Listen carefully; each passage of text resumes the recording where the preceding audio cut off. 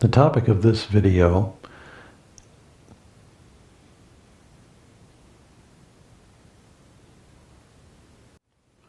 The title of this video harkens back to something that my dad used to ask me irregularly, but irregularly, meaning every year or two or three, when we would be having a conversation or we would see each other in person. He would just, apropos of nothing, ask me, "So what do you eat? I mean, like, what do you eat?" I had become a vegetarian when I was about 17, pretty much overnight, and my mom at the time had politely and in a friendly sort of way said, "Well, then I guess you're going to do some cooking, aren't you?" Which I did, and she, because the implication was I'm not going to cook two meals here, just one for you and one for everybody else.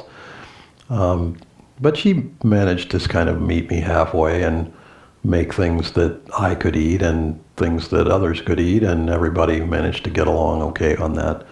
But nevertheless, as far as my dad was concerned, the thing was incomprehensible. He had grown up in the Midwest, which is where we all lived, and, meat and potatoes and dairy was pretty much the name of the game there.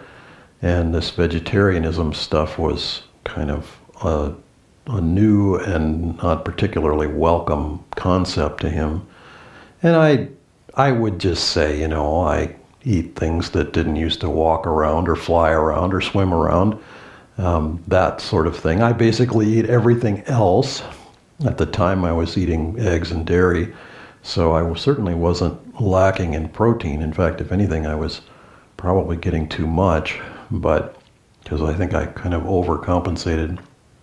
But the reason we even ask the question at all is because this is really a kind of meditation essentials, because what we eat affects the health of the body. The health of the body affects how comfortable we are in it, how comfortable our lives are. It's been well said, that we dig our own graves in many, many cases. We dig our graves with our knives and forks and spoons. And, it may take a long time. You visualize digging a 6-foot grave with a fork and a spoon and a knife. It's going to take a little while. Well, it kind of does. It might take some decades. But it certainly can be done. And we, I think, as a country have proven that. We're not particularly healthy. But anyway, leaving aside cultural, international scales, let's just bring it to the personal. When we're healthy, when our bodies feel well, it's a lot easier to meditate. There's an internal harmony, and so it does make a difference what we eat. Now, Yogananda coined a term because he had gotten a little fed up with all these isms out there, and he didn't even particularly want vegetarianism attached to his work or his teachings. So the term he coined was proper Eaterianism. That's what he advocated for, proper Eaterianism. Now, what is that? He just said a simple diet that is suited to your constitution. And implied in that is not too much. But, otherwise, he basically left it up. Now, he did promote vegetarianism. Having said that, he certainly did promote vegetarianism because, again, he said it creates more harmony within. But he didn't make a religion out of it, and neither do we.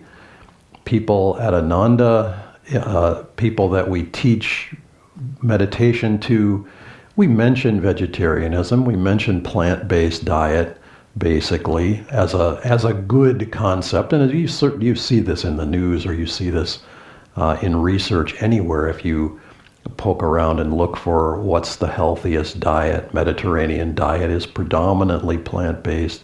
I mean, these kinds of things are becoming well known and accepted in medical circles and scientific circles, nutritional circles, etc. Yes, there's always going to be another element that says, no, it's got to be meat. It's got to be that. Fine, whatever works for people. But there are some deeper levels to this that I wanted to touch on, which are that when we eat, how we eat also factor into it. It's not just what we eat. Certainly what we eat does have implications. Eating animals that have been treated inhumanely, even that is a very weird word to use. There's a residual effect to that. We take in those vibrations. A carrot that has been grown and harvested is not going to have those same vibrations. So that is certainly one feature of it. But the environment that we eat, both the home environment and the personal environment in which we eat, all those both have an enormous impact. We can eat stressfully, we can eat anxiously, we can eat in a rush, in a hurry. Those aspects of it are also important.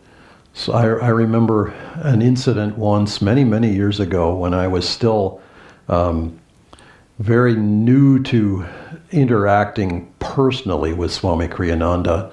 I had a question for him, and he was a hard man to corner, shall we say. He moved at high RPMs. He was kind of like the electron. You could sort of know where it was, but not which way it was going, or you could know which way it was going, but you couldn't tell exactly where it was at the same time. I mean, just getting him pinned to a spot where you could actually get in your conversation with him was a little bit challenging.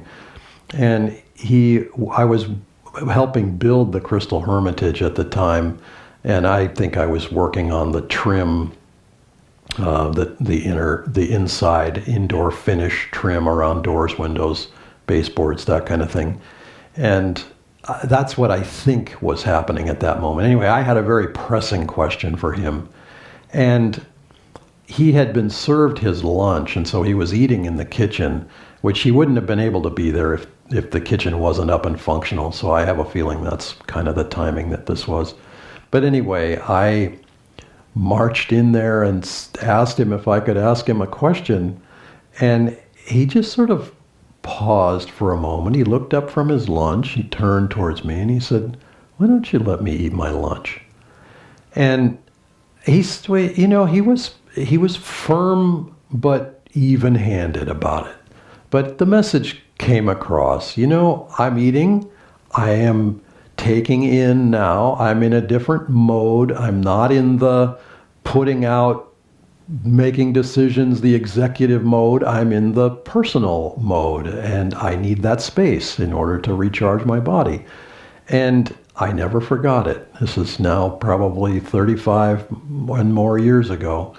And we should, all of us, claim that space and time for ourselves when we are eating. And how you structure your day, whether you have 3 meals, whether you intermittent fast. I mean, there's endless minutia of strategies that go on, endless diets that come and go, endless fads and supplements and strategies of, do this, but don't do that. Quick, take this new elixir of one sort or another. That all of those things are always going to be there. But the fundamentals are still going to apply, that how we eat harmoniously, eat peacefully, eat restfully, eat in harmonious company, eat by yourself if you can't eat in a harmonious company.